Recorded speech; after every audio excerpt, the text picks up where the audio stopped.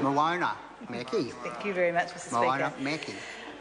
Thank you, Mr. Speaker. It's been very interesting sitting here listening to National Party members giving their speeches on the PM's statement. It's been basically spin and rhetoric and meaningless drivel constantly all afternoon. And I think if members of Mr. Key's own caucus are unable to elucidate exactly what his vision and his plan is for New Zealand, then the rest of us don't really stand a chance, because this is the 5th year of this national-led government.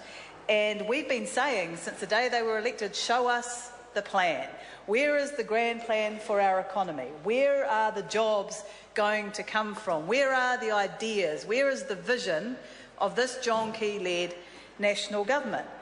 Here we are, 5 years down the track, and still no answer. Now, there was a lot of apportioning of blame from Mr. Key and from National Party members. A lot of telling us whose fault it was and who should have done this and who should have done that.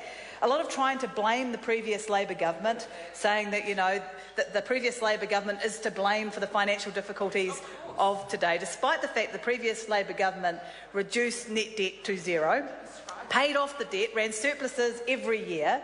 The IMF, not a loony left-wing organisation by any stretch, actually said that New Zealand was one of the best-placed countries in the world to go through that global financial crisis relatively unscathed compared to other countries, because we had been prudent, we had reduced debt, and we were in a position that the government could get in and play their role in supporting their economy, in supporting their communities and their families when times were toughest. And instead of the acknowledgement of that, instead of John Key and Bellingham saying, well, thank you, Michael Cullen and the Helen Clark Labor government, for leaving the books in such a good state, instead what we've had is John Key and Bellingham trying to blame the last Labor government for the global financial crisis. Well, I can tell you, Helen Clark was good. She wasn't that good. She wasn't that good. There is no way that Helen Clark was responsible for the entire global financial crisis, but to listen to the National Party, that's exactly what they would have New Zealanders believe. And what this side of the House has been saying consistently is that government does have a role to play here. Now, when economic times are really good, when things are humming along, a government might play a lesser role. But when things get really tough, and when the levers that need to be pulled are the levers that only government can pull, that's where a government needs to get involved. That's what governments are there for, to listen to the business community, to listen to those families, and to say, when times are tough, what do you need from us? Because there are things that only a government can do. With the best will in the world, the private sector can't pull some of the levers like monetary policy that a government can pull. And so on this side of the House, we say that there is an appropriate time for government to step up and be a part of the economy. What a radical idea, that a government that expects everyone else to be part of the economy might actually see themselves as a player in that as well. Might actually see themselves as having the ability to reduce certain barriers that no one else can reduce, to make things easier where no one else can make them easier, and to pull levers that don't exist for anyone else in the country other than with government. And that's what a Labor government will do. That's what a Labor government will do, because we do believe that a government has a role to play, and we do believe that just saying government should stay out of it just for the sake of it is not good for New Zealand. It's not in the best interest of our economy. It's certainly not in the best interest of the families that are really struggling at the moment, because this government has taken their hands off the wheel. This government has said, we're asleep at the wheel, we'll go wherever we want to, we'll go completely off course if that's the case, because no one should be driving this. Well, Labor says that's not the case, in fact. We do have a role to play. There should be someone in that driver's seat, because at the moment we are headed off the end of a cliff. And I think a really good example is in the area of housing.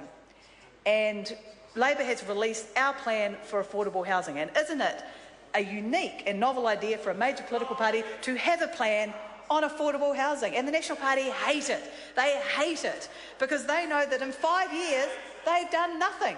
They've done absolutely nothing. Let's have a look at what the National Party did. Well, the first thing they did was John Key said, I don't want any of those State House people in Hobsonville. Hobsonville is in his electorate. We have very few opportunities in New Zealand for greenfield housing developments. And Hobsonville was, and still is, because we're going to be in government in 2014, still is a great opportunity. And what we said was that within this development of 3,000 or so houses, 500 would be state houses and 500 would be affordable homes for first home buyers. That's what we said when we set the project up. Now, that's what all the research and all the evidence tells us works best. Mixed communities, and we had all the amenities, the public transport, the schools, jobs for people who are going to be living there. I mean, and what John Key said was, it would be economic vandalism to have state houses in Hobsonville. I mean, some of those properties have sea views. I mean, God forbid that poor children should get to look at the ocean as well. Surely that should be something that's only the preserve of freehold homeowners. Only the preserve. How could it possibly help them? Absolutely. What utter garbage. That is so offensive from a man who trades every chance he gets on a state house upbringing, that he has now pulled up the ladder behind him and denied that same privilege to 500 families in his electorate. 500 families. And so what the then Minister Phil Heatley said was, oh, well, you know, there's not really the demand out there. Well, there's not the demand out there because there's no state houses out there. So all those people are living in South Auckland in overcrowded situations often and going on the waiting list there. But there are going to be jobs in Hobsonville for people, you know, minimum wage jobs. There are going to be jobs for people who are going to clean the school, going to clean the businesses. There are going to be a lot of jobs there for people who are going to struggle to be able to afford to live there. But the National Party vision is that those workers should have to travel all the way from South Auckland up to Hobsonville to clean those schools and to clean those offices, rather than saying, here's an opportunity for them to live in this fantastic new development in this new community. So that was our Prime Minister that we're all very proud of, who said, I don't want state housing in my electorate because it might damage house prices. And the other tranche of that was there was going to be 500 affordable houses in Hobsonville as well. Well, I think at the end of National Party's last term in government, I think we had about six. And the only people who could afford them, and this is the really fantastic bit, were people who could already afford to buy a market home at market rates. The only people who could get into the Gateway program were people who banks would lend the entire amount to up front. So not only in their first term of government did the National Party have tax cuts for the wealthy, they had an affordable first home ownership policy for the wealthy. That's pretty impressive, even for the National Party, to manage to set up an affordable home ownership scheme that only the wealthiest New Zealanders could possibly access. So Labour has come in with an affordable housing plan that will make a real difference, that will create jobs. And this is what the Australian Labor Party did after their last election, right at the beginning of the global financial crisis. They recognised that housing not only provided a social good, but provided an economic good, that it created a lot of jobs and it created them quickly. It had what was called a long tail, which meant that it employed a lot of other people outside of just the construction industry, the people who sell the whiteware, the people who sell the carpet, the people who do the landscaping. All those people were involved. Apprentices were involved. This is an area where you get a very, very quick short-term and medium-term benefit. That's why so many governments around the world, when the global financial crisis hit, decided that housing was one of the areas that they were going to put a focus on. And they did that because, like New Zealand, a lot of other countries in the OECD have underinvested in this area over a long period of time. So this wasn't creating an asset that wasn't needed. This was actually taking an opportunity to keep people in employment, keep income tax flying, keep GST flying, keep all that money coming into the government, keep incomes going into households at a time when the private sector was pulling back, and at the same time creating an asset base that was desperately needed and that we are desperately short of in New Zealand, especially in our major cities. So the Australian government invested billions and billions and billions into housing. They created tens of thousands of new houses for state housing and affordable home ownership. They kept people in work. They kept apprentices in training. They kept all their income taxes flowing. They got all the peripheral benefits that come from building that housing, and they didn't go into the deep recession that we went into. They didn't have the issues. I remember reading about a firm in Australia, a building firm.